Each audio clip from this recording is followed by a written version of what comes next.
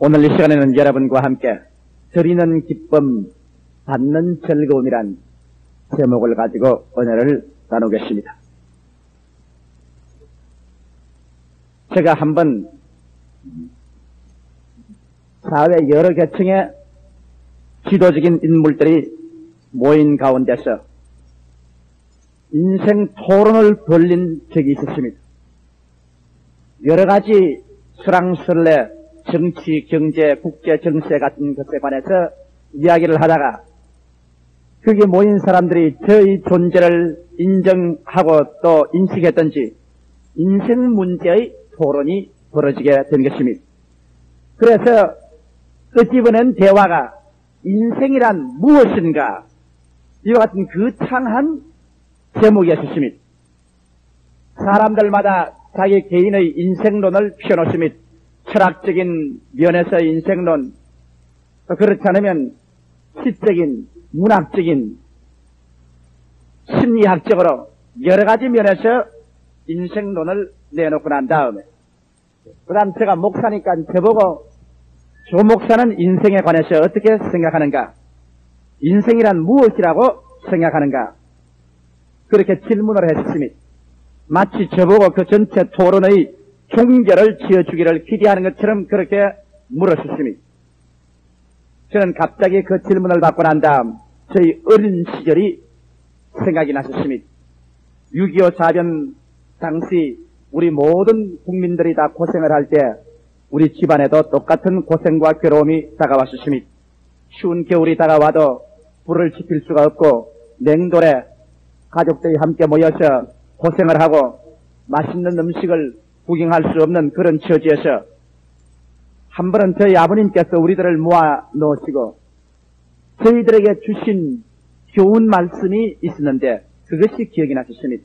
그때 아버님이 저희들을 모아놓고 아주 굉장한 인생론을 말씀하시려고 하셔서 상당한 기대를 가지고 제가 귀를 기울이는데 저희 아버님 하신 말씀이, 이 사람들아, 인생이 무엇이냐?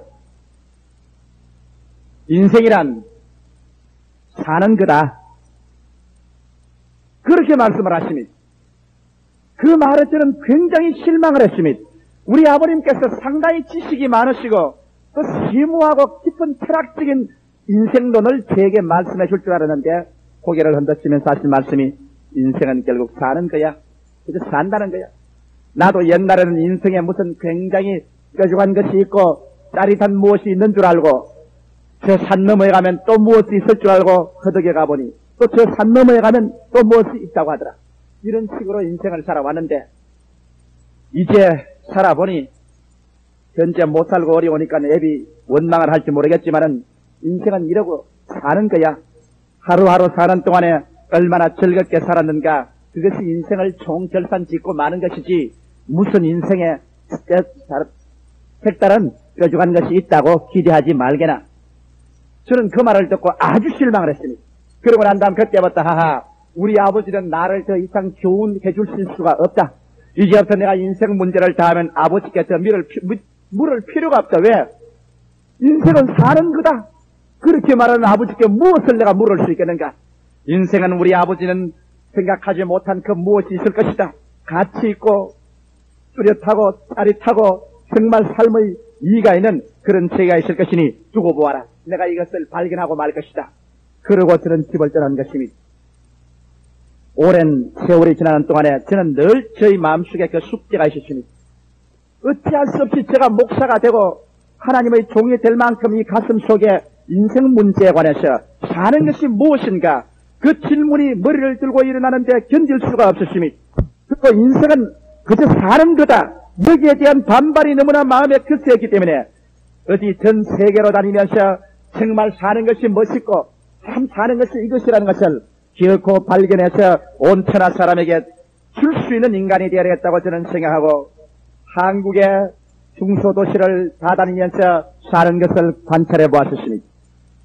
사실 관찰해보니 인생은 사는 것 이외에 별 것이 없어요. 그 다음에 미국으로 건너가서 미국의 크고 작은 도시를 다 허덕에 다니면서 잘 사는 사람도 보고 못 사는 사람도 보았었습니다. 화려한 저 성림에 가서 할리우드의 배우들도 보고 그 창스러운 부자들도 보았었습니다. 그리고 그들 속을 제가 꿰뚫어보면서 인생이 무엇인가 끊임없이 질문해 보았지만은 끊임없이 먹고 마시고 일하고 자고 깨고 잘 살고 못 사는 것 그것이 있지만은 결국에 인생에는 산다는 것 이외에 뭔지 모르게 이것이라고 주어진 것이 없었습니다. 그래서 저희 생각에는 하하 미국 사람은 신대륙에 건너온 사람이기 때문에 그저 미국 사람은 돈만 안다. 저 사람들은 잠에서 깨어나면 그저 자동차나 돈밖에 모르는 사람이기 때문에 인생을 논할 가치가 없다. 그러므로 미국은 도외시해버리자. 전통 깊은 구라파로 건너가면 구라파에서 인생을 알 수 있을 것이다. 그래서 그 다음부터 저 여행의 방향은 미국에서 구라파로 돌아섰습니다. 저는 구라파에 가서 전통 깊은 곳을 가보았었습니다. 영국의 저 남부에서 북부까지 허덕여 보았었으며 이름 높은 그 웨스트민스터 사원에 들어가서 수많은 왕들의 무덤이 교회 가운데 있는 것을 보았었습니다. 그것이 유명한 수상들, 유명한 영웅들, 처칠까지라도 그 땅바닥에 묻혀서 하나의 대리석에 얹혀있는 것밖에는 아무 남은 것이 없었습니다. 그 다음 프랑스 파리에 가보았었습니다. 베르사유 이후의 그 여러가지 고적들을 보았었습니다.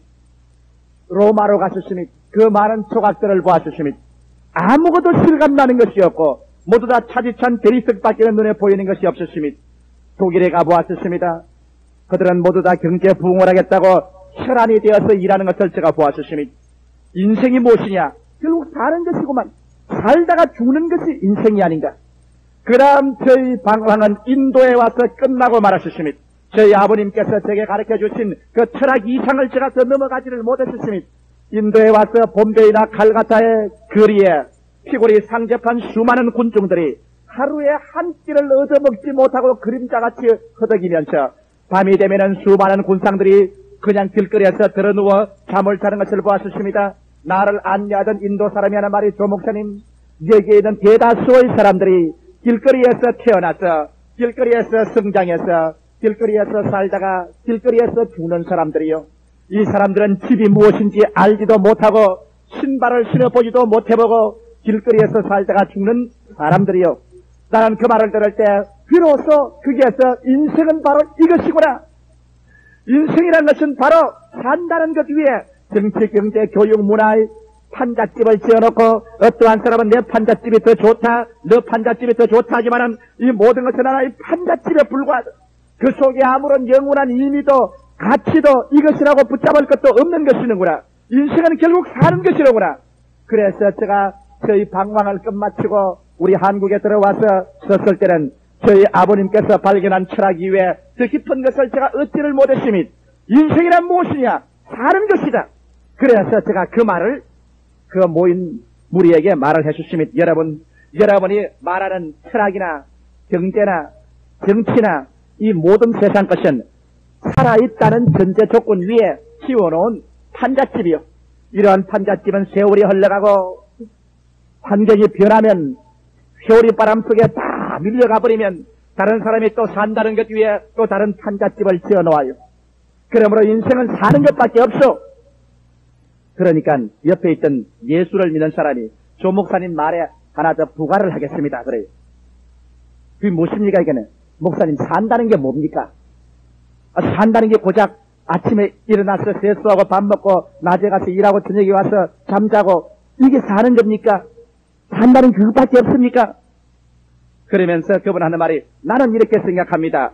산다는 것은 다른 게 아니고요.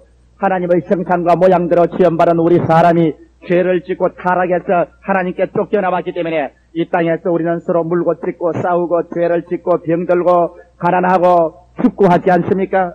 이런 비극을 하나님께서 피하고 우리를 고쳐주기 위해서 독생성자 예수님을 보내셔서 우리를 대신하여 십자가에 못 박혀 그 몸이 찢어지고 피를 흘리심으로 말미암아 우리 죄를 대속하셔서 누구든지 예수를 믿으면 예수 그리스도를 통해서 이제 아버지 하나님의 품에 안기고 이제는 인생을 살 때 목표가 뚜렷하고 어디서 와서 어디로 가며 무엇 때문에 사는 것을 알고 사니까 되지 않아요. 그러므로 인생은 그저 사는 것만 아니라 우리는 천국 가기 위해서 구원받기 위해서 존재하는 겁니다. 그러니까 옆에 있던 문학가 한 사람이 당장 목에다가 핏대를 씌우면서 말이 당신네 예수 교인들은 밤낮으로 구원을 받는다. 그래 어디서 와서 어디로 간다고 말하는데 내가 말한 묻고 싶은 것이요. 그러고 나보고서 그냥 아주 눈에 독지를 세워서 묻습니다. 그 목사님, 어떤 사람 말 들으니까 생일날 잘 먹으려고 6살을 굶었더니 생일날 죽었다고 말합니다. 당신네들은 늘 천당, 하나님 말하는데 내가 말하고 있는 것은 지금 우리 배고파요. 지금 우리 인생에 흩갈증이 걸렸어. 고무풍선같이 겉은 부풀어 있지만 속은 텅텅 비었단 말이요. 지금 우리가 매일매일 살아가는데 이게 정말 가치 있다, 이게 정말 행복하다, 이게 정말 멋있다, 마음속에 그냥 짜릿하고 마음을 가치로 채워주고 정말 눈에 빛을 내게 하는 그 무엇을 당신네 예수 교인들이 달란 말이요. 당신네 예수 교인이 그냥 인생이란 사는 것이다, 사는 것은 구원받는 것이다, 그러지 말고 하루하루 정말 구원 속에서 오는 무슨 그 참 맛있는 그 마음의 공허를 채워주는 마음에 흡족한 그 무엇을 달란 말이요. 당신의 기독교가 그것을 가지고 있어. 저는 그 말에 큰 철추로서 한 대 얻어맞고 말하셨습니다. 그러고 난 다음 날 보고 대답하라는 겁니다. 당신네가 그것만 가르쳐주면 우리가 더 방황하지 않겠다. 오늘 이 시간에 내 마음에 흡족해서 넘칠 수 있는 그 무엇이 있지 않느냐. 기독교라는 종교의 탈만 쓰고 있지 말고 조 목사 정직하게 말해보시오. 제가 궤변을 말할 수도 있었습니다. 구원을 받고 나면 매일매일 기쁘고 즐겁다 그렇게 말할 수도 있었는데 내가 그렇게 말 못한 것이 있습니다. 왜? 정직하게 말하라고 하니까 나도 내 속을 들여다보니까 분명히 나도 구원을 받아서 어디서 와서 어디로 가며 오늘날은 예수 믿기 위해서 사는데 그렇게 짜릿하게 재미는 있지 않단 말이야. 야, 이거 정말 참 이런 질문을 받고 나니까 나도 마음속이 허황해지는 게 큰일 났습니다. 그 대답을 못하고 멍하니 있었지. 그러니까 저거 봐라. 목사도 대답을 못하면서 괜히 큰 소리야.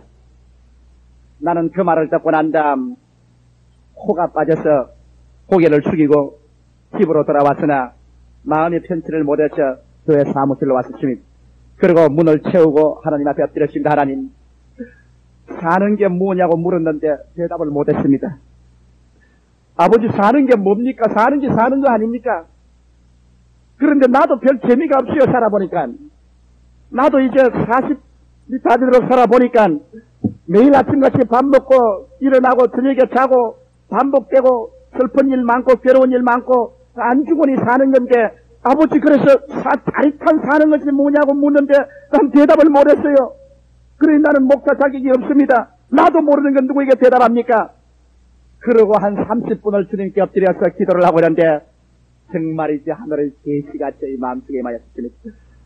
정말 저희 마음속에 크공 중에 하나님의 기쁨에 충만한 성령의 감동이 저희 마음속에 면서 이 판잣집 같은 목사야.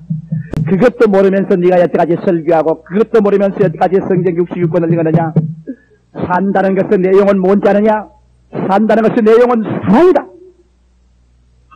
하나님의 성령께서 마음에 그냥 화젓가락으로 찌르듯이 보여주신 사랑이다. 하나님의 사랑을 네가 예수 그리스도 안에서 피맺히게 체험하고 예수 그리스도를 통하여 네가 하나님을 사랑하게 되고 그로 말미암아 네가 하늘을 쳐다보고 하늘을 사랑하게 되고 네가 선 대지 위에 서서 네 땅을 사랑하게 되고 네 처자를 사랑하게 되고 네 이웃을 사랑하게 되고 그리고 네가 사랑을 주고 사랑을 받게 되면 산다는 것을 뼈저리게 절실하고 짜릿하게 가치와 생명을 주는 것은 사랑밖에 없다. 사랑이다. 이 목사야, 사랑도 몰랐느냐? 하나님은 이 사랑을 주시기 위해서 그 독생성자 예수까지 애찢지 아니하고 죽여같이 버려서 십자가에 갈기갈기 찢어서까지라도 인생을 사랑하는 것을 보여주고 하나님은 인간의 사랑을 얻기 위하여 그 아들을 내어 던졌지 않느냐? 우주의 삶의 근원과 본분, 삶의 가치와 알맹이와 핵심은 사랑이다. 만일 사람이 이 사랑을 잃어버리면은 그 사람이 아무리 좋은 집을 짓고 좋은 자동차를 가지고 살찐 음식을 먹고 좋은 옷을 입고 산다고 할지라도 그 내용은 텅 비고 말았다. 저는 거기에서 내 마음속에 큰 회개를 하고 마음에 큰 변화가 일어났습니다. 아닌 게 아니라 오늘날 세계에서 잘 산다는 일정 국민들이 보면은 좋은 집을 짓고 집에 들어가면 자동차가 2대, 3대 있고 전기 냉장고에 전기 소재기에 모든 문명의 이기를 다 가지고 있으면서 밤이 늦도록 아버지는 술집과 바에서 술을 들이키고 엄마는 다른 파트너를 얻어서 춤추러 다니고 애들은 마리주아나를 핍고 그들에게는 오직 금속적인 인간의 관계밖에 없고 사랑은 식어지고 그들에게 즐거움은 없어지고 이 세상 사는 것이 점점 창막해져가고 있는 오늘날 세계 사실하는 수가 점점 더 많아져가고 있는 것을 제가 깨달았었습니다. 그래서 오늘날 인간이 산다는 인생이란 사는 것인데 참으로 사는 것은 뭐냐? 돈을 많이 벌고 그렇지 않으면 집을 좋은 것 짓고 자동차를 사고 행복한 환경을 준비한다고 해서 그것이 사는 것이 아닙니다. 이러한 것은 다 껍질에 불과하고 한잣집에 불과한 것입니다. 우리의 사람의 마음속에 절실하고 뜨거운 사랑이 들어와서 우리 마음속에 사랑이 불타기 시작하면 판잣집을 지어놓고 난 다음 그 속에 가마니를 깔고 시럽죽을 먹는다고 할지라도 사랑의 뜨거움이 있으면 그 생명의 즐거움이 있습니다. 하늘을 쳐다보고 감사하고 내 대지를 밟고 쓰이는 이 땅을 감사하고 내 운명을 감사하고 사랑으로 받아줄 수 있고 내가 내 인생을 사랑하게 되면 내 이웃을 사랑하게 되면 비로소 마음속에 참 행복과 만족과 기쁨이 다가옵니다. 그런 이것을 체험하고 크게 회개하고 난 다음 그 다음 밖에 나와서 하나님께 감사하기 시작했습니다. 물론 옛날처럼 예수를 사랑했었습니다. 그러나 예수 그리스도를 통한 하나님의 사랑이 우리에게 주시기 원하는 근본적인 것이지 구원 이전에 종교 이전에 하나님은 그리스도의 피 맺힌 사랑 하나님이 우리를 얼마나 사랑하는 것을 우리에게 알기를 원하시는 것을 깨닫고 예수로 말미암아 성령으로 인하여 사랑이 마음을 강권하기 시작했었으니 바울 선생이 말하는 것처럼 예수 그리스도의 사랑이 나를 강권하는도다. 그리스도의 사랑을 마음속에 바꿔보니 하늘이 아름다웠었으니 이 대지가 아름다웠었으니 그 다음 집에 들어가니까 내 처자가 얼마나 귀하고 내 운명이 사랑스러웠었으니 그래서 동남풍아 부르라 서북풍아 부르라 가시밭아 다가오라 나는 그리스도의 사랑으로 운명을 사랑하고 내 가슴이 안고 새로운 창조와 희망을 가지고 살겠다. 사랑이 마음속에 다가오자 흩갈증이 사라져버리고 말하셨습니다. 여러분 저는 오늘 추수감사절이기 때문에 이 설교를 하는 것은 아닙니다. 나는 이 설교를 하려고 작정을 하셨습니다. 그런데 교묘하게 추수감사절하고 같이 전해진 것입니다. 저는 오늘 여러분에게 베다니아의 한 아름다운 가정으로 인도해 드리겠습니다. 사랑이 얼마나 한 가정을 변화시키고 그들에게 어떠한 생활의 단계를 가져왔는지 이것을 성서의 한 가족을 통하여 여러분에게 소개해 드리겠습니다. 베다니아의 한 가족이 있습니다. 베다니는 예루살렘에서 한 오리쯤 가면 있는 조그마한 농촌입니다. 베다니는 고요한 동리요. 별로 많은 집이 있지를 않습니다. 그들은 농사를 짓고 혹은 목축을 하면서 삽니다. 좀처럼 외딴 데 손님이 그것을 지나가지 않습니다. 개나지면 닭이 우는 소리가 온 동네를 다 울립니다. 그러면 사람들은 밥 먹으러 집으로 돌아갑니다. 또 목축하는 목동들이 부는 피리 소리가 들리고 이방 사람이 오면 개가 짖으면 모든 집에서 사람들이 누가 왔나 밖으로 뛰어나와 봅니다. 이러한 베다니 촌에 한 집이 있었는데 지극히 불쌍하고 가련하고 침울한 집이 있으니 바로 나사로와 마리아와 마르다의 집인 것입니다. 아직까지 미성년자입니다. 장가도 들지 않은 오라버니에 시집갈 연령에 도달하지 못한 마르다와 마리아는 두 딸을 두고 부모가 세상을 떠셨습니다. 부모에게 사랑을 받고 부모를 의지하고 부모만 바라보고 살던 그들에게 부모가 그들을 다 버리고 동시에 떠나버리고 이제 미성년이 된 오라버니 한 사람 밑에 마르다와 마리아 두 처녀만 그 집에 남게 되니 그들에게는 어두운 절망의 그림자가 뒤덮었습니다. 그들에게 사는 의미가 일체 사라져버리고 마는 것입니다. 먹는 것도 입는 것도 마시는 것도 자고 깨는 모든 것이 슬픔과 절망으로 꽉 들어차는 것입니다. 안방에 들어가도 어머니 아버지가 예의하고 나올 것만 같고 부엌에 들어가도 부엌 곁에 어머니의 채취가 꽉 들어차 있어서 그냥 내 살찌기고 몸소리 나는 마음의 고독을 느꼈었습니다. 정문에 걸어나가면 방금 어느 곳이나 아버지 어머니가 막 걸어 나올 것만 같고 그래서 이 세 남매는 눈물로서 밤을 지내고 눈물로서 깨어나고 탄식과 한숨 속에서 세월을 지났었습니다. 이러기 때문에 그 동리에서 베다니아의 이 한 가정은 소문이 났습니다. 웃음이 없는 집안, 노래가 없는 집안, 항상 침울한 집안, 가장 불쌍한 집안, 가장 불행한 사람들로서 소문이 난 것입니다. 그런데 갑자기 하루 그 집에 놀라운 변화의 역사가 일어나게 된 것입니다. 나사렛 예수께서 제자들을 데리시고 예루살렘으로 가시는 중에 베단이라는 동리를 지나게 된 것입니다. 갑자기 개들이 요란스럽게 짖고 사람들이 모여오며 예수께서 그 베다니의 어느 나무 그늘 밑에 앉아서서 쉬시다가 모여오는 사람들에게 복음 말씀을 전가할 때 마르다라는 처녀가 그것을 지나가다가 예수의 증가하는 말씀에 귀를 기울이고 앉아서 듣게 된 것입니다. 많은 동네 사람들이 교회에서 혹은 집에서 이곳저곳에서 웅기중기 모여와서 앉아서 기다립니다. 예수님이 입을 열어서 말씀을 증가하는데 도대체 세상에 지금까지 도저히 그렇게 말하는 사람을 들어본 적이 없습니다. 또 그런 말을 들어본 적이 없습니다. 예수 입에서 나오는 말씀마다 뭔지 모르게 마음의 폭풍우를 잠잠케 하고 그가 뭐이 모든 것을 다 제껴버리고 뜨거운 하나님의 사랑의 태양이 이글이글 타오른 듯한 그런 말씀을 하셨으며 예수의 말씀을 하고 예수의 눈과 마르다의 눈이 마주칠 때 마르다의 가슴 속에 불이 타오르기 시작하는 것입니다. 그 뜨거운 불길은 그 마음속에 얼음장 같은 절망과 슬픔과 죽음을 다 불태워버리고 그 마음속에 하나님은 나를 사랑하신다, 예수님은 나를 사랑하신다, 나도 하나님을 사랑한다는 사랑의 불길이 타오르기 시작하셨습니다. 여러분 우리 찬송에 있지 않습니까? 주의 사랑 비칠 때 기쁨 오네, 염려 근심 떠나가고 기쁨 오네. 여러분과 내 마음속에 사랑이 불타기 시작하면 온 세상은 아름다워지기 시작하는 것입니다. 사랑이 불타기 시작하면 온 세상이 노래로 변화되는 것입니다. 사랑이 불타기 시작하면 이 마음속에 삶의 가치와 삶의 환희가 넘치라는 것입니다. 마르다가 체험하는 것이 그것이었습니다. 나사렛 예수로 말미암아 그런 눈에 광채가 나고 얼굴에 다시 빛이 났었습니다. 입술에 노래가 나오기 시작하고 발걸음에 생기가 나고 온 그 몸속에 혈관에 피가 뜨거운 피가 흘러 다시 몸이 더워지는 것을 느꼈었습니다. 머리까부터 발끝까지 기름을 부은 것 같은 즐거움이 충만했었습니다. 그런 예수께서 말씀을 증거하는 것에 도취되어 시간 가는 줄 몰랐었습니다. 예수님께서는 말씀을 증거하시고 난 다음 병든 자를 고치고 혀가 어눌한 자에게 말을 하게 해주시고 절름발이와 안전방위를 치료하시고 그는 일어나서 예루살렘으로 떠나셨습니다. 마르다가 집으로 돌아오는 날은 굉장한 날이었습니다. 온 가정에 어둡고 캄캄하고 침울한 집안에 마르다가 돌아오자 그 마르다의 온 인격 속에서 태양 같은 그리스도의 사랑이 넘쳐왔습니다. 그는 집에 들어와서 박수를 치며 웃었습니다. 발을 둥둥 구르면서 즐거워하셨습니다. 침울한 오빠를 위로하고 한쪽에 앉아서 울고 있는 마리아를 격려해 주었습니다. 그는 집안 소재를 하고 부엌을 청소하고 그는 찬양을 하고 삶의 기쁨이 충만하셨습니다. 온 가정 전체가 기분이 달라지고 태양이 떠오른 것 같았습니다. 마르다는 말했습니다. 오라버니 마리아야, 내가 예수께서 베들레헴 예루살렘에서 다시 돌아오는 길에는 길목에 기다렸다가 그 어른을 우리 집으로 모시겠다. 그분이 우리 집에 오면 너희들은 만나야 된다. 오라버니도 만나야 되고 마리아도 만나보아라.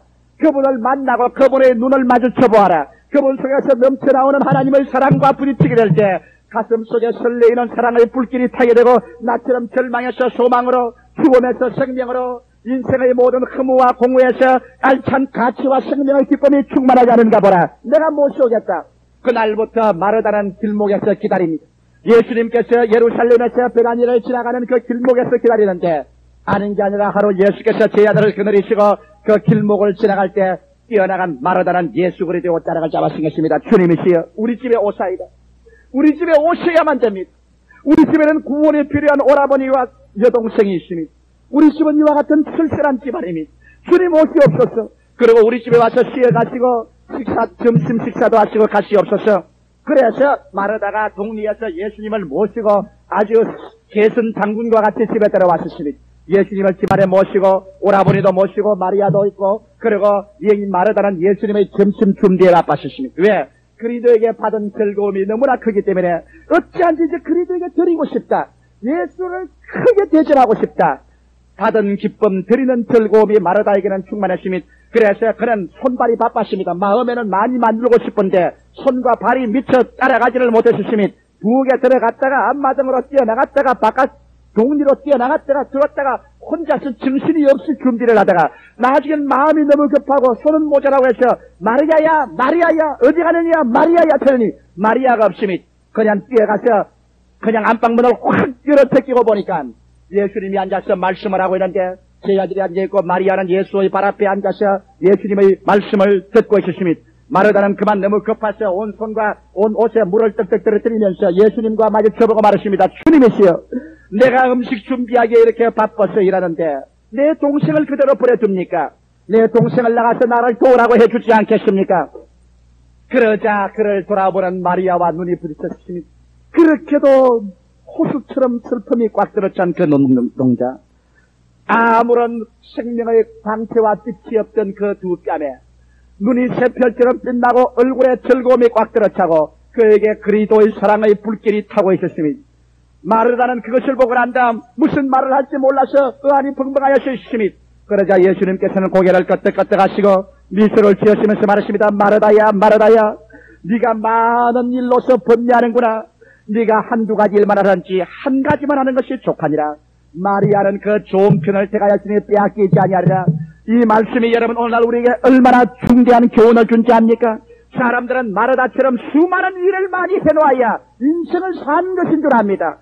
많은 음식을 만들지는 않았을지 모릅니다. 마리아는 그렇게 앉아있다가 그날 점심을 굶을지 모르겠습니다. 마리아는 그가 많은 음식을 했다는 칭찬을 못 받을지 모릅니다. 그러나 마리아는 예수 그리스도를 만남으로 말미암아 그 가슴 속에 사랑의 불이 타기 시작하는 것입니다. 할렐루야. 사랑의 불길. 제3의 불은 원자로를 제3의 불이라고 한다면 이 사랑의 불은 영원의 불인 것입니다. 우리의 가슴 속에 예수 그리스도의 피 흘린 손길이 임하여 우리의 죄를 옮겨내고 우리 죄를 짓고 불의하고 추악하고 버림을 받아야 마땅할 우리들이 죄 있는 그대로 못난 그대로 빈손들 그대로 주님 앞에 나와셨을 때 예수께서 십자가에서 손을 내밀어 수고하고 무거운 짐진 자여 내게로 오라. 내가 너희를 편히 쉬게 하리라. 우리를 있는 그대로 용납하셔 구원하시고 하나님의 자녀로 만드시고 성령으로 말미암아 하나님의 사랑을 우리 가슴속에 부어주실 때 그래서 우리가 하나님을 사랑하고 우리가 하나님의 뜨거운 사랑이 우리 가슴을 부여잡을 때 그래서 마리아와 같이 한 가지 일, 하나님 앞에서 사랑을 얻는 일, 이 사랑을 체험하고 난 다음에 그는 인생의 의미를 깨닫게 되는 것입니다. 하루하루에 사는 것이 뜨거워집니다. 삶이 즐겁습니다. 보리밥을 먹어도 하루 한 끼만 먹어도 그는 사는 것이 즐겁습니다. 하늘이 내 하늘 같습니다. 땅이 내 땅 같습니다. 우주가 다 내 끝 같습니다. 내 마음속에 즐거움이 있습니다. 오늘날 여러분 참된 행복은 80년대 국민소득 1000불이 되어야 행복이 오는 것이 아니라 이 시간에 여러분께서 나사렛 예수 그리스도 안에서 나타나신 하나님의 사랑을 체험하는 길이 행복을 얻는 길이 되는 것입니다. 그리스도를 아는 것 아닙니다. 종교를 얻는 것이 아닙니다. 교회에 왔다 갔다 형식적으로 하는 것이 아닙니다. 예수 그리스도와 부딪혀서 여러분의 심령을 녹여버리는 그리스도의 사랑이 산다는 그 내용이 되어질 때 그때부터 여러분의 삶은 노래가 됩니다. 그때부터 여러분의 삶은 가치로 충만하게 됩니다. 마리아는 이것을 발견했었습니다. 나사로는 이것을 발견했었습니다. 그래서 그 가정은 그리스도를 모신 잔치의 가정이 되었습니다. 슬픔은 변하여 기쁨이 되고 절망은 변하여 소망이 되었습니다. 얼마 있잖아요. 온 동리에서 그 집은 예수의 집으로 소문났습니다. 예수님은 가고 오시는 길에 베다니의 집에 들려서 쉬고 가셨습니다. 그 가정에는 기쁨이 충만하고 하나님의 은혜가 넘쳤었습니다. 마리아와 마르다와 나사로의 얼굴에는 항상 하나님의 영광과 그 기쁨이 넘치고 그들이 하루하루 사는 생활은 남보다 유족지는 못했습니다. 부모도 없는 미성년자들이 그들이 무슨 돈이 많겠습니까? 재산이 있겠습니까? 겨우겨우 끼니를 이어가는 것밖에 없지만은 그들의 마음속에 산다는 기쁨이 넘쳤습니다. 야, 사는 것은 멋있다. 살아있다는 것은 정말 근사하다. 세상에 태어났다는 것이 얼마나 좋은지 모르겠다. 돌이나 나무처럼 아무 것도 모르고 있지 않고 인간으로 태어나서 사랑을 깨닫게 됐다는 것, 이 얼마나 멋있는 일인가. 이야, 참 즐겁다. 그들의 마음속에 즐거움이 충만했었습니다. 그러나 이 사랑은 시련을 깨서야 됩니다. 두 번째로 여러분, 사랑의 시련에 관해서 발견된 사랑은 반드시 시련을 겪어야 되는 것입니다. 사랑은 온실 속에 핀 꽃은 아닌 것입니다. 우리가 사랑을 발견하고 난 다음 그 사랑에 취해서 살 때 그 사랑의 불길을 끌려고 하는 시련은 다가오는 것입니다. 폭풍우가 다가오는 것입니다. 폭우가 다가옵니다. 어려운 환경이 다가옵니다. 사랑을 문질러버리고 우리를 사랑에서 떼버리려고 합니다. 그러나 여러분, 사랑을 굳세게 붙잡는 믿음이 우리 마음속에 있어야만 되는 것입니다. 눈에는 아무 증거 안 들지라도 귀에는 아무 소리 안 들리고 손에는 잡히는 것 없고 내 앞길 칠흑같이 어두워도 나는 예수가 눈에 안 보여도 예수님은 지금 나를 사랑하고 있는 것을 나는 안다는 그 믿음이 필요한 것입니다. 수많은 유대인들을 불태워 죽인 악명 높은 강제노동 강제수용소, 그 강제수용소의 벽에다가 아무렇게나 갈겨놓은 사형당한 유대인의 글이 있습니다. 그 유대인의 글에 보면은 이런 말이 있습니다. 하늘에 구름이 끼고 천지가 어두워 태양이 보이지 않더라도 저 구름 건너편에 태양이 있는 것을 아는 것처럼 어둡고 고통스럽고 괴로운 철창에서 죽음을 향해서 나가지만은 이 모든 뒤에는 하나님의 사랑이 우리를 붙잡고 있는 것을 나는 안다고 말하셨습니다. 바로 이와 같은 사랑의 시련이 베다니의 가정에 왔으니 예수님께서 요단강 건너편에 가시고 난 다음에 갑자기 하루는 오라버니 나사로가 들어오는데 병이 들었습니다. 눈이 충혈되고 머리가 짜개지는 것이 아프고 활활 불타듯이 열이 오르고 온 사지가 쑤시고 방에 들어와서 그만 혼수 상태에 들어졌습니다. 아, 어린 마리아와 마르다 두 사람은 오라버니를 살려보겠다고 물을 길러다가 찬물 찜질을 해주고 사지를 만져주고 온갖 일을 해도 큰일 났습니다. 마르다는 긴급하게 편지를 썼습니다. 예수님이시여, 당신의 사랑하는 자가 병들었습니다. 빨리 와서 도와주십시오. 그래서 일꾼을 시켜서 그 편지를 가지고 빨리 예수께로 뛰어보내셨습니다. 그러고 난 다음 예수께로 뛰어가고 난 다음 예수님이 오시기를 고대합니다. 편지를 가지고 벌써 떠난 그 시간부터 예수 오기를 고대합니다. 문풍지 소리만 나도 문을 열고 나가봅니다. 동구 밖에 개짖는 소리가 나면 뛰어나가서 대문 밖에 와서 살펴봅니다. 초저녁이 지나고 한밤중이 지나고 오라버니의 병세는 거세어지고 새벽이 여삼추같이 기다렸습니다. 아, 그래도 오겠다는 예수의 발자취는 아무리해도 들리지 아니하고 나중에 새벽경이 되자 오라버니는 마지막 숨을 모아쓰시고 그만 세상을 떠나버리고 말하신 것입니다. 그 가정에 절망이 다가왔습니다. 또다시 먹구름이 덮어섰습니다. 예수는 구말리 당신의십니다. 예수님은 이미 그들에게 과거의 존재에 불과합니다. 그들은 다시 한번 사랑에 대한 회의가 왔습니다. 예수님은 정말 우리를 사랑하는가? 우리를 사랑한다면 왜 예수님은 이 절망적인 상황에 나타나지 않는가? 예수님은 우리를 버렸다. 우리는 사랑을 받지 못하고 있다. 사랑의 줄을 잊어버리자 말자. 마리아와 마르다는 전보다 더 비참하게 된 것입니다. 이제는 아버지도 없고 어머니도 없고 오라버니마저 죽은 그 집에 오라버니의 시체를 두고 연약한 마리아와 마르다는 사랑을 잃어버렸습니다. 그러고 난 다음 그것은 절망과 이심과 죽음의 폭풍우가 그들의 마지막 사랑의 불길을 다 꺼버렸을 때 그들은 살아있으나 죽은 자와 같았습니다. 마리아와 마르다는 오빠의 시체를 부둥치 않고 울었습니다. 몸부림을 치고 절규했습니다. 울고 또 울어 눈물도 마르고 목도 쉬고 지쳐버리고 말하신 것입니다. 그들은 사는 것이 관심 없었습니다. 죽어도 좋았습니다. 먹을 필요도 없고 잘 필요도 없었습니다.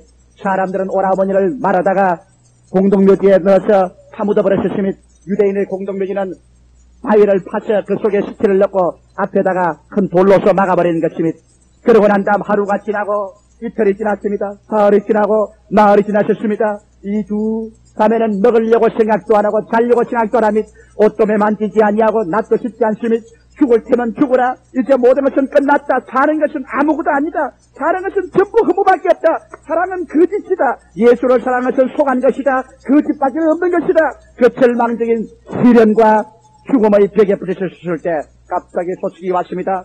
나사로가 죽은 지 나흘 만에 예수께서 베다니 동부 밖에 와 기다린다는 것입니다. 그리고 마르다를 만나기를 원한다는 것입니다. 마르다는 일어나셨습니다. 그의 마음속에 분노가 꽉 들어찼습니다. 그럼 예수에 대한 원망이 솟구쳐 올라섰습니다. 어디 두고 보자. 내가 오라는 나흘 전에 오지 아니하시고 이제야 오다니 이럴 수가 있느냐. 사랑은 식어지고 이제 사랑의 불길은 다 꺼져버리고 절망만 남고 잿더미가 된 인생 위에 이제 찾아오시다니 이럴 수가 있느냐. 그런 뛰어나가시면 성격이 급한 그는 머리도 매만지지 않았습니다. 옷구름도 묶지 않았습니다. 그런 신발도 신지 않았습니다. 그런 대로 미추갱이처럼 그런 뛰어나가셨습니다. 그러고 난 다음 예수 그리스도의 발 앞에 엎드렸습니다. 그런 예수께서 오신 것을 환영하지도 않았습니다. 그런 말하기를 주여! 주님이 나흘 전에 이곳에 오셨더라면 우리 오라버니가 죽지 아니하였을 것입니다. 원망스럽습니다. 한참 통곡을 해도 예수님의 대답이 없습니다. 마르다는 놀라서 눈물을 눈으로 쳐다보았습니다. 예수님의 얼굴에 섭섭한 모습이 확연히 드러났습니다. 예수님은 너무나 섭섭해서 어찌할 바를 몰랐습니다. 그만 그것을 보고 마르다는 또 어찌할 바를 갈피를 못 잡았어요. 그런 말했습니다. 주님이시여, 지금이라도 주님께서 아버지께 무엇인지 구하면 아버지께서 들어주실 줄 압니다. 그러자 예수님은 당장 말하기를 마르다야, 내 오라버니가 지금 살리라. 그 말에 마르다는 견딜 수가 없었습니다. 그래서 그는 말하기를 장차 부활의 날에 우리 오라버니가 살 줄 믿습니다. 그때 예수님 말하기를 마르다여, 내가 지금 곧 부활이요 생명이니 나를 믿는 자는 죽어도 살겠고 살아서 나를 믿는 자는 영원히 죽음을 보지 않던지 이것을 내가 믿느냐. 그럴 때 말하기를 그리스도시여, 예수는 그리스도시여 하늘에서 온 메시아인 줄 믿습니다. 여기에서 그리스도와 마르다의 대화는 어긋나셨습니다. 왜냐하면 마르다는 나흘 전의 예수, 과거의 예수를 인정하는데 예수님은 지금 너 오라버니가 살리라고 말했습니다. 그러니까 마르다는 또다시 미래의 예수를 인정합니다. 부활의 날에 살릴 줄 믿습니다. 그럼 예수님 말입니다. 아니다. 지금 내가 부활이요 생명이라고 말하니까 동문서답을 합니다. 주는 그리스도시요 하늘에서 온 메시아인 줄 압니다. 예수님은 지금의 예수인 것입니다. 지금 너에게 환란이 따가고 시련이 다가와도 지금은 주님은 지금의 예수로서 모든 일이 합정하여 선을 이루도록 지금 너와 같이 계신다. 나흘 전의 예수가 아니다. 장차 부활의 날의 예수가 아니다. 지금 하나님께 기도하고 지금 너에게 죽음에서 살리고 지금 내가 부활이요 생명인 하나님이다. 그러나 마르다는 심히 실망하고 절망에 부딪히기 때문에 나흘 전에 예수 그리스도의 체험, 장차 오실 그리스도밖에는 현재 예수는 인정하지 않습니다. 얼마나 수많은 교회가 오늘날 그렇지 않습니까? 수없이 많은 교회가 2000년 전에 예수는 인정합니다. 2000년 전에 예수의 사역은 인정합니다. 그리고 장차 나팔불며 공중에서 데리고 올 메시아는 인정하지만은 지금은 예수는 사라졌습니다. 지금의 예수는 신학적인 예수, 교리적인 예수, 학문적인 예수, 이러한 예수밖에 없고 지금 살아있어서 우리의 가슴마다 가지고 있는 죽음과 절망의 벽을 펼쳐줄 살아있는 사랑의 뜨거운 생명의 역사는 예수를 놓쳐버리고 말아주십니다. 예수는 지금도 여러분 우리의 마음의 동구 밖에 있어서 말합니다. 지금의 예수를 인정해다오. 예수는 나흘 전의 예수가 아니라 예수는 장차 부활에 오실 예수가 아니라 예수는 지금 있는 예수야. 지금 내 오라버니가 살리라. 지금 내 마음의 문제가 해결되리라.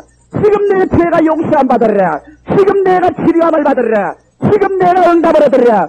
주님은 지금의 예수를 인정해달라고 하나 수없이 많은 실망한 사람들은 마르다처럼 주여 나흘 전에 예수를 인정합니다. 주님 그렇게 하면 부활의 날에 오실 예수님을 인정합니다.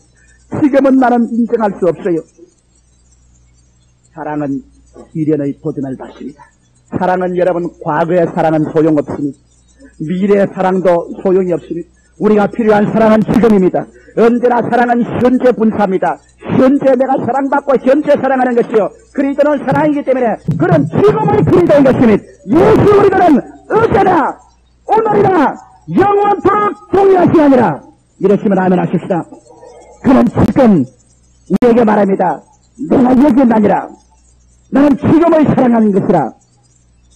하나님을 사랑하는 자 곧 뜻대로 부르심을 입은 자들에게는 모든 것이 합력하여 선을 이루느니라. 그러나 마르다는 그하고 말합니다. 우리 오라버니가 죽었는데 여기에 주의 사랑을 내가 어디서 본단 말입니다. 현재 예수를 믿었다면 죽는 것도 사는 것도 예수의 사랑을 좋아하여 예수께서 우리에게 그 사랑으로 더 유익하게 해주려고 하는 것을 믿어야 될 것인데 사랑은 폭풍우를 받아 믿음으로 극복하여 시련을 이겨야 그 사랑이 참사랑이 됩니다. 그래서 마르다는 낙제를 했으니 예수님께서 너는 돌아가거라. 그러나 내 말을 받아들은 마리아가 나를 인정해 줄 것이니 마리아를 보내라. 마리아야 선생이 너를 찾았습니다. 마리아가 일어나셨으니 성격이 차분한 마리아는 머리를 곱게 감추리고 옷구름을 메고 정하게 메고 신발을 신고 예수 앞에 얌전히 나갔으니 그는 예수 앞에 몸을 내던다시피 그 발에 엎드려졌으니 그리고 그는 하늘께 울면서 그가 하는 말은 똑같은 말이었습니다. 주여 나흘 전에 주님이 계셨지만 내 오라버니가 죽지 아니하였을 것입니다. 그만 그 말에 예수님의 마음이 통분하고 민망스러웠습니다. 이렇게도 나를 믿는 사람들이 과거의 예수, 미래의 예수만 알지 현재 폭풍만 다가오면 현재 사랑하는 예수는 다 꺼져버리고 말다니 이럴 수가 어디 있느냐. 좋을 때만 예수가 살아있고 어려울 때는 예수의 사랑이 사라진단 말이냐. 그래서 예수께서 말했습니다. 분노하시고 주님께서 나사로가 어디 있느냐. 무덤에 묻었으니 그리로 가자. 수많은 유대인들이 뒤에 따라오면서 말합니다. 하하, 장님의 눈을 뜨게 앉아가 나사로를 죽지 않게 못했는가. 이 조소의 말을 듣고 난 다음 예수님이 원통하고 또 그 다음 두 마리아와 마르다가 몸부림치며 우는 것을 보니 너무 가련하고 불쌍해서 예수님이 민망히 여기시고 통분히 여기사 성경에 보면 예수님이 우셨습니다. 오늘날도 얼마나 많은 교회 문간에서 예수님이 우시고 계신지 압니까? 얼마나 많은 여러분 성도들이 예수님을 대문 밖에 세워놓고 울리시고 있는지 압니까? 수많이 믿지 않은 사람들이 내 하나님이 어딨냐고 말하는데 예수 믿는 자식들이 못나서 과거의 예수, 미래의 예수만 알고 현재 하나님을 사랑하는 자, 곧 그 뜻대로 부르심을 입은 자들에게는 모든 것이 합력하여 선을 이루는 그리스도를 믿고 환난이나 공고나 핍박이나 특비나 위험이나 기근이나 칼이나 이 모든 일에 우리를 사랑하시는 이로 말미암아 우리를 넉넉히 이긴다는 것을 알고 우리가 환난 중에서 할렐루야를 하고 믿음으로 긍정적으로 적극적으로 감사하고 나오지 못하고 시련이 다가오면 원망하고 탄식하고 죽었다고 하고 주를 원망하고 배반할 때 그리스도는 여러분의 대문 밖에 서서 우시는 것입니다. 오늘날도 수없이 많은 교회 문에서 수없이 많은 성도의 가슴 밖에서 예수님의 눈물을 흘리시고 충분히 느끼시는 것이 있습니다. 오늘 만일 이 3부 예배 예수를 울리신 분이 있다면 얼마 동안이나 여러분은 예수를 여러분 문 밖에서 눈물을 흘리게 하시겠습니까? 나는 여러분께서 돌이켜 회개하고 지금 어떠한 역경이 다가오더라도 눈에는 아무 증거 안 보이고 귀에는 아무 소리 안 들리고 손에는 잡히는 것 없고 내 앞을 스럽게 쳐도올지라도 피 흘린 예수의 사랑은 지금도 떠나지 않고 모든 일이 합성하여 선을 이루도록 역사하는 그리스도인 것을 알고 믿게 되시기를 주의 이름으로 축원합니다. 그리스도는 나사로의 무덤가에 가셨습니다. 그러고 난 다음에 울고 있는 마리아와 마르다를 보고 마리아와 마르다여 무덤에 돌을 옮겨 놓아라. 이것 정말 기막힌 명령입니다. 마리아와 마르다가 예수를 쳐다보고 말하신다. 주님, 죽은 지 나흘이 되면 썩은 냄새가 납니다. 이걸 옮겨 놓을 수 있나요? 많은 유대인들이 모였어서 고개를 끄덕였습니다. 그렇다. 썩은 냄새가 난다. 그 미치광이같이 그 돌을 옮겨 놓다니. 그래서 마리아와 마르다는 예수를 쳐다보고 말했습니다. 주님, 그럴 수가 없습니다. 썩어서 지금 냄새가 나는데 이 돌을 옮겨 놓으면 우리 보고 미쳤다고 합니다. 옮겨 놓을 수가 없습니다. 그러자 갑자기 예수님의 눈은 분노로서 불타기 시작했습니다. 예수님의 눈이 이걸 불타고 온몸이 긴장되고 주님께서 부들부들 뜨지만 층층 병력 같은 호령으로 말하라! 내가 네게 말하니 네가 믿으면 하나님의 영광을 부러워주느냐? 연약한 마리아와 마르다는 그 가운데 섰습니다. 예수님은 층천병력같이 믿으면 영광을 부르라고 호령하는데 이게 수많은 유대인들은 말합니다.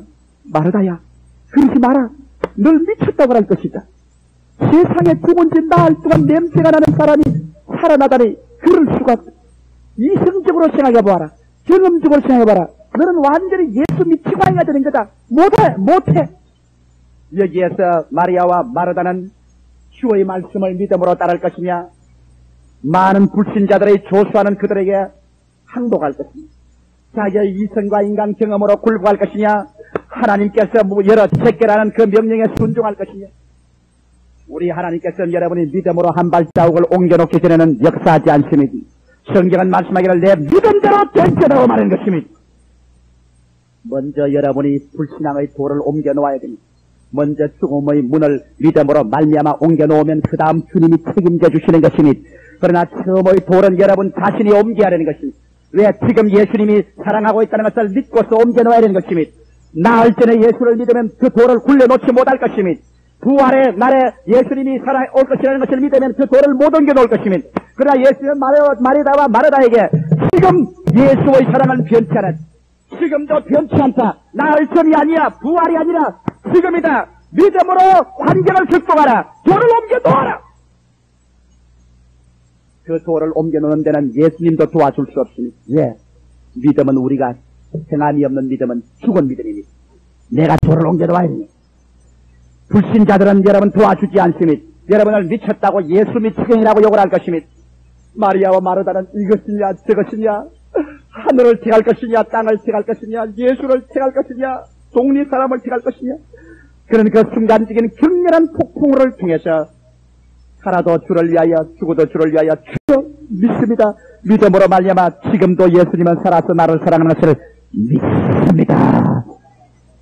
예수 편에 주사위를 던지고 그리스도를 믿는 것으로 그들을 운명을 던졌습니다. 그들 두 처녀는 무덤가에 갔습니다. 모든 유대인들은 비웃었습니다. 마르다여 어찌 그런 일을 하는가? 제껴버렸습니다. 나흘 동안 굶주리고 나흘 동안 잠 못 자고 나흘 동안 허덕인 두 소녀가 무슨 힘이 있겠습니까? 둘이가 바위를 잡고 매달려 놓으니 바위에 쟁그렁 매달린 둘이가 그 바위를 잡고 매달리며 밀어뜯기려고 합니다. 예수님도 도와주지 않습니다. 왜? 행함이 없는 믿음은 죽은 믿음입니다. 처음 불신앙의 도를 옮겨놓기 전에는 그리스도가 도와줄 수 없습니다. 불신자들은 도와주지 않습니다. 불신자들은 뒤에 서서 마리아와 마르다를 미쳤다고 손가락질하고 있습니다. 이 두 처녀가 매달렸습니다. 그들은 울면서 눈물 범벅이 되어서 그 돌을 잡아 당깁니다. 몇 분이나 엉덩방아를 찢고 뒤를 넘어졌습니다. 부드러운 손에 가죽이 벗겨서 피가 납니다. 돌이 잘못 굴러서 발등을 찍어서 발등에 피가 납니다. 그래도 예수님은 도와주지 않습니다. 그래도 불신자는 도와주지 않습니다. 돌은 우리가 굴려놓아야 되는 것입니다. 불신앙의 돌, 시련의 돌에 믿습니다의 한 발자국은 우리가 옮겨놓아야 되는 것입니다. 그들은 매달려서 얼마나 시간이 걸리는지 모릅니다. 나중에는 온 몸이 땀과 눈물의 범벅이 되고 피투성이가 되어서 기었고 그들이 뒹구름하고 물러나자 썩은 냄새가 공기와 함께 확 다가왔었습니다. 그럴 때 눈 깜짝할 사이에 예수님이 마르다 마리아를 제껴놓고 난 다음 그 앞에 책임지고 무덤 앞에 예수님이 섰습니다. 여러분이 믿음의 한 발자국을 옮겨놓으면 그 다음 책임은 그님이 져주시는 것입니다. 그는 어제나 오늘이나 영원토록 동일하십니다. 그는 그 무덤 안에 서서 앞에서 하나님께 말했습니다. 하나님 아버지여 감사합니다. 내가 이 기도를 하는 것은 하나님께서 항상 살아계시고 항상 제 기도에 응답해 주시고 내가 하나님의 아들인 것과 하나님이 살아계신 것을 나타내기 위함입니다. 나사로야 나오라! 창조자의 명령입니다. 하나님의 성령의 역사가 그 굴 속에 우름차게 밀려 들어가니 썩은 냄새나던 나사로가 살아서 걸어나왔습니다. 내 믿음대로 될지어다. 나사로가 나왔습니다. 예수는 나을 때는 예수가 아니요 예수는 부활할 때 예수가 아닙니다. 예수는 또다시 지금의 예수입니다. 나사로를 가운데 두고 마리아와 마르다가 섰을 때 그들의 마음에 사랑은 회복되고 사랑의 불길은 또다시 타기 시작하고 그 처절한 절망과 삶의 허무가 다시 생명의 가치와 불꽃으로 튀기 시작하는 것입니다. 사랑하는 성도 여러분, 예수께서는 오늘 이 시간에 여러분의 마음속에 공동묘지, 여러분의 무덤의 문제, 여러분의 나사로의 문제를 주님은 오늘날 살아계신 예수의 사랑을 믿는 여러분을 위해서 지금 해결하기를 원하시는 것입니다. 그는 과거의 그리스도가 아닙니다. 그는 미래의 하나님만 아닙니다. 그는 지금 우리 가운데 계십니다. 너희 두세 사람이 내 이름으로 모인 곳에는 나도 너희 가운데 있던 뭐라고 말씀하시겠습니다. 볼지어다 세상 끝날까지 내가 항상 너와 같이 하리라. 예수님은 사랑을 타고 여러분에게 오시는 것입니다. 여러분의 사랑은 믿음의 시련을 겪어야 되는 것입니다. 환경에 처참한 흑암의 폭풍우가 지나갈 때 아무것도 보이지 않을 때 믿음으로 말미암아 그를 극복하고 그럼에도 불구하고 예수는 나를 사랑하신다. 그리고 나는 예수를 사랑한다. 이 사랑은 현재 분사로 현재 예수는 나를 사랑한다는 것을 붙잡아야 되는 것입니다. 이러한 사랑을 갖게 되시기를 주의 이름으로 축원합니다. 세 번째로 이 베다니의 가정에는 이제 사랑의 완성의 기간이 왔습니다.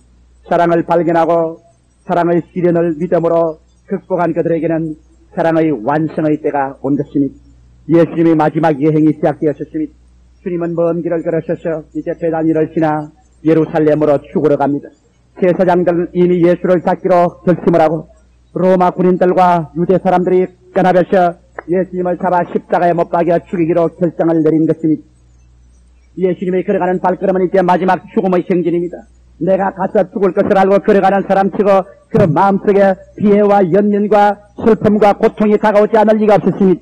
예수님도 인간의 육신을 쓰신지라 예수께서 어찌 죽음을 달갑게 느끼겠습니까? 그러나 예수님은 온 인류를 구원하기 위하여 주님께서는 성경에 보니 그 얼굴을 반석같이 굳히고 예루살렘을 향해서 걸어갑니다.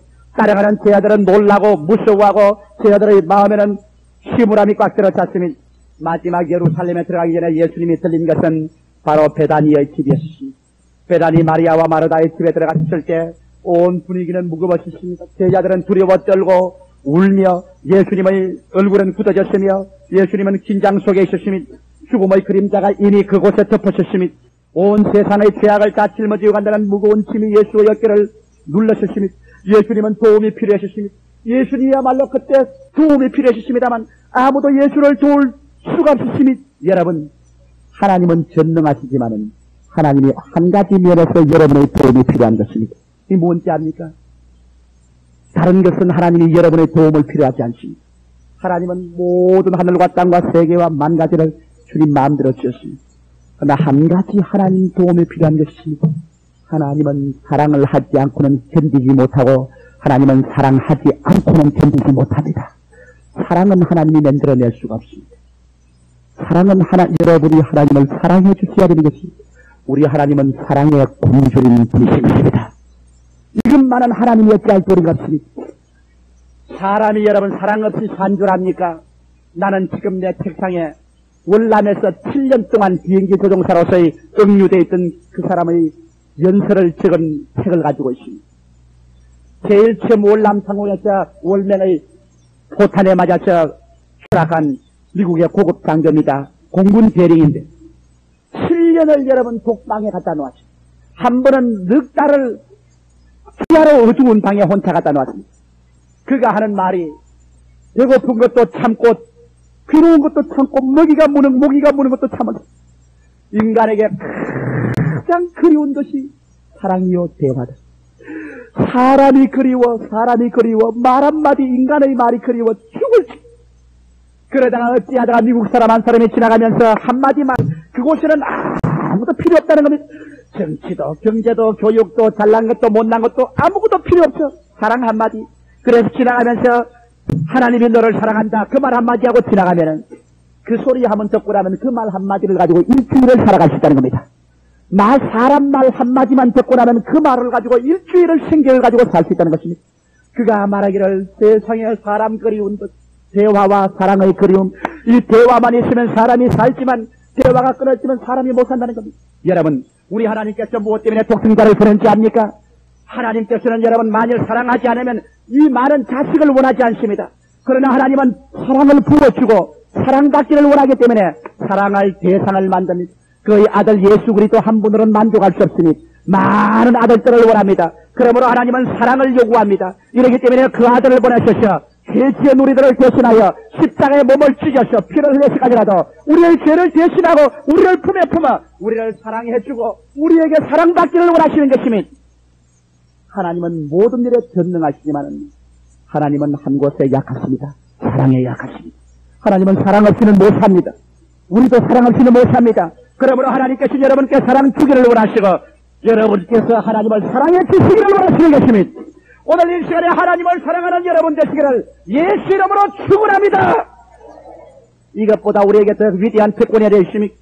아무도 예수를 도와줄 수는 없습니다. 그러나 예수님은 배단 예수에 와서 예수님은 사랑이 필요하셨습니다. 예수님, 누가 예수와 같이 십자가를 짊어질 수 있습니까? 없습니다. 누가 예수와 같이 죽어줄 수 있습니까? 그것도 없습니다. 누가 예수와 함께 우리의 죄를 담당할 수 있습니까? 그것도 없습니다. 아무도 예수를 도울 수 없습니다. 오직 예수님만이 전능한 하나님으로서 우리를 위해서 속죄할 수 있습니다만 예수님이 하나 필요한 것입니다. 사랑이 필요하셨습니다. 그런데 그 가정에서 마리아가 예수에게 바른 그 뜨거운 사랑, 그 받은 즐거움과 뜨거운 사랑으로 예수에게 무엇을 주기를 원하셨습니다. 예수님에게 자기의 사랑을 퍼부어 주기를 원하셨습니다. 그는 뛰어들어갔습니다. 농장을 열었습니다. 그곳에 옥합을 비단에 산 것이 있습니다. 그를 비단을 끌었습니다. 옥합을 냈습니다. 유대인의 여자에게는 옥합은 생명과 같습니다. 왜? 시집 갈 때 옥합에 기름을 담아서 결혼 지참금으로 가져갑니다. 옥합에 기름을 많이 가져가면 좋은 처녀요, 좋은 데 시집 갑니다. 옥합에 기름이 없으면 가난한 처녀라고 해서 멸치를 받고 좋은 며느리를 얻지 못했다고 합니다. 처녀들이 그러므로 돈을 모아서 옥합에 기름을 부을 때마다 그들의 꿈은 극에서 성장합니다. 그들은 옥합에 기름을 부을 때 자기를 맞아줄 행복한 훌륭한 남편을 바라봅니다. 옥합에 기름을 부을 때 자기들이 장차이를 아름다운 가정, 귀한 행복된 가정을 꿈꾸며 처녀의 꿈은 옥합과 기름과 함께 성장하는 것입니다. 여기에 마리아도 역시 옥합을 가지고 그게 기름을 부을 때마다 아름다운 자기의 미래를 꿈꾸며 찬란한 내일을 꿈꾸는 그였었습니다만 예수 그리스도에 대한 사랑이 그런 모든 것을 능가하고 말하신 것입니다. 그런 그 옥합을 손에 들어주십니다. 그리고 예수님이 있는 방을 열고 들어갔습니다. 모든 방 안에 공기가 침울한 그곳에 그런 옥합을 들고 가서 상모서리에 옥합을 들고 그대로 내려주십니다. 탁하는 소리 나더니 옥합이 깨어졌습니다. 깨어져서 그 속에서 나더의 중요한 기름이 흐르는 그 기름 그대로 예수의 머리에 갖다 덮어 씌웠습니다. 그러고 난 다음 그 기름을, 나머지 기름은 예수의 발에다가 발랐습니다. 온 예수님의 머리에 기름이 얼굴로 넘쳐나고 온 발바닥에 기름, 그리고 산산쪽으로 깨어졌던 그 옥합, 그 유리 사이에 마르다는 뿔을 앉았습니다. 여인에게 여러분 가장 중요한 것이 무엇입니까? 머리 아닙니다. 벌써 여인은 5, 6살 때부터 어린아이 때부터 소녀 시절부터 벌써 머리를 이렇게 만지고 거울 앞에 앉아 있습니다. 여인이 머리를 잘 감싸면 아름답게 보이고 머리를 변화시키면 얼굴이 달라집니다. 그런 그에게 가장 중요한 것, 그 머리를 쉽게 올려서 흩어졌습니다. 그러고 난 다음 그 머리로서 예수님의 발을 닦이잖아요. 머리가 산발이 돼 온 방 안에 나도 기름의 향기가 꽉 들어찼으십니다. 온 방 안에 기름이 다 소모되었습니다. 예수님의 얼굴에는 황홀한 영광이 나타나기 시작했습니다. 여기에 드리는 예수께 드리는 마리아의 사랑이 그리스도의 그 무겁고 절망적인 그 무거운 심장이 터질 것 같은 그 괴로운 속에서 위대한 사랑의 교제와 하나님의 영광을 채워준 것입니다. 예수님에게 드리는 기쁨, 예수님께 사랑을 받는 기쁨으로 마리아의 온 전체는 하나님의 사랑으로 충만하셨습니다. 그러자 가룟 유다가 일어났습니다. 이 무슨 일인고? 이 기름을 300데나리온 노동자가 1년 동안 국노동을 해서 버린 돈과 같은데 이걸 팔아서 가난한 자에게 줘야 될 것 아니냐? 이게 무슨 허비냐? 그럴 때 예수님이 정색을 했습니다. 이 사람아, 이 여자를 괴롭히지 마라. 가난한 자는 항상 너와 같이 있다. 언제나 도울 수가 있다. 이 여자는 내게 좋은 일을 했다. 내 죽음을 위해서 장사 지낼 수 있도록, 죽음을 내가 걸머쥐고 갈 수 있도록 내게 용기와 힘을 주었다. 잘했다. 거룩한 흡이다. 위대한 흡이다. 사랑을 이룰 수 있는 흡이라면 위대하다. 내가 네게 말하는 이 복음이 온 땅끝에 전파될 때 이 여자가 한 말도 길이 전파되었다. 그 자리에서 예수 그리스도의 주시는 기쁨, 마리아의 드리는 기쁨, 이 속에서 하나님과 인간의 사랑은 연결을 지고 하나님과 인간의 사랑은 불꽃이 타기시 한 것이니, 여러분, 그래서 그 사랑의 기념은 세월이 흐르고 시대가 변화도 변천하지 않고 주님께서 축복한 것이니, 1600년 구라파에서 신앙의 자유를 원하던 청교도들 120여 명이 메이플라워라는 범선을 타고 신앙의 자유를 위해 하나님을 자유롭게 사랑하고 섬기기 위해 태서양 거센바다 물결을 타고 94일생으로 플라이머스 롯데 도착했었으니, 동해안을 도착하여 미국 동부에서 상륙했으니, 물이 다르고 풍토가 달라서 삽시간에 추운 겨울을 맞이하여 준비를 없고 풍토병이 유행하여 그들이 온 사람 중에 반수가 죽었으니, 그게 다 아메리칸 인디안의 공격을 받아 수많은 사람이 또 쓰러졌으니, 이런 봄이 다가왔으니 그들은 아버지, 어머니, 아내, 자식의 무덤을 파묻어 놓고 눈물을 흘리며 좌절되지 않았고 하나님께 감사하고 일어나서 땅을 개간하고 씨를 뿌려 여름에 가꾸어 가을에 추수하게 된 것이니, 보통 사람 같으면 원망하고 탄식할 수 있었으니, 그러나 그들은 희생과 피와 눈물로서 이루어진 그 곡식을 추수를 거두어서 제일 먼저 한 것이 하나님께 가져와서 감사의 제사를 드린 것입니다. 하나님께 우리에게 주신 그 은혜를 감격하여 우리에게 하나님의 은혜에 감사하여 보답하는 드리는 기쁨과 받는 즐거움을 그들은 제단에 맺었으니, 하나님에 대한 하나님의 사랑이 그들에게 임하고 그들의 사랑이 하나님께 맺어질 때 하나님은 그 자리를 축복하셨으니, 마리아의 한 일이 온 세상 끝까지 전파됐습니다.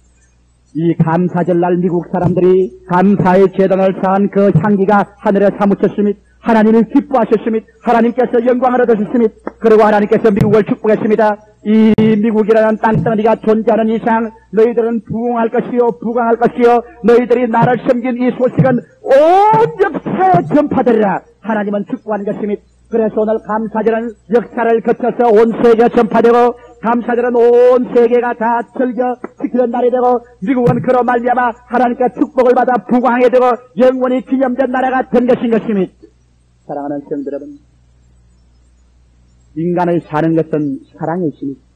사랑은 하나님께 받는 사랑과 우리가 드리는 사랑이 합쳐질 때, 받는 기쁨, 드리는 즐거움이 합쳐질 때 사랑의 불꽃은 타고 사랑은 성장하고 우리의 생명은 충만하게 되는 것입니다. 이 세상 모든 것 다 잃더라도 예수의 사랑을 받고 예수의 사랑에게 보답하는 우리의 마음이 있는 이상 우리의 삶은 헛되지 않습니다. 우리의 삶은 가치가 있는 것입니다. 우리의 삶은 멋있는 것입니다. 우리는 행복한 것입니다. 이 사랑을 받는 여러분 되시기를 주의 이름으로 축원합니다. 다 같이 기도드리십시오. 살아계신 아버지 하나님, 사랑은 일반 통로가 아닙니다. 드리는 기쁨과 받는 즐거움 속에 사랑이 자라나지 않사옵니까? 아버지 하나님, 매년마다 추수감사절을 맞이할 때면 지나온 한 해 동안 베풀어 주신 은혜가 감격되어 우리 마음에 넘친 사랑이 드리는 기쁨을 얻게 되옵니다. 아버지, 그럴 때 하나님께로부터 받는 기쁨도 더해지지 않습니까? 그 중에서 우리의 사랑은 점점 자라나옵니다. 아버지의 사랑이 자라나면 생명의 만족은 더하여 지옵니다. 이 세상에 물질을 쌓아놓고 환경을 개변시켜서 인간의 삶의 가치를 얻는다는 망상은 이미 헛된 것을 우리가 알고 있습니다. 인생이란 아버지, 사는 데 있습니다. 사는 것은 구원을 받는 데 있습니다. 구원은 그리스도의 사랑에 불탈 때 가치가 있게 되는 것이 없나이다. 내 아버지 하나님, 우리 모두 다 예수 그리스도를 통한 하나님의 사랑을 오늘 체험하게 도와주시옵소서. 하나님의 사랑에 부딪히게 도와주시옵소서. 그리고는 하나님을 우리가 사랑하게 하여 주시옵소서. 옥합을 깨뜨린 마리아처럼 우리 마음에 옥합을 깨뜨리고 우리 마음에 귀한 것을 주님께 드림으로 드리는 기쁨, 받는 즐거움이 사랑의 불꽃 속에 넘치게 하여 주시옵소서. 예수 그리스도의 이름으로 기원하옵나이다. 아멘. 우리 합심해서 주님 앞에 기도드리겠습니다.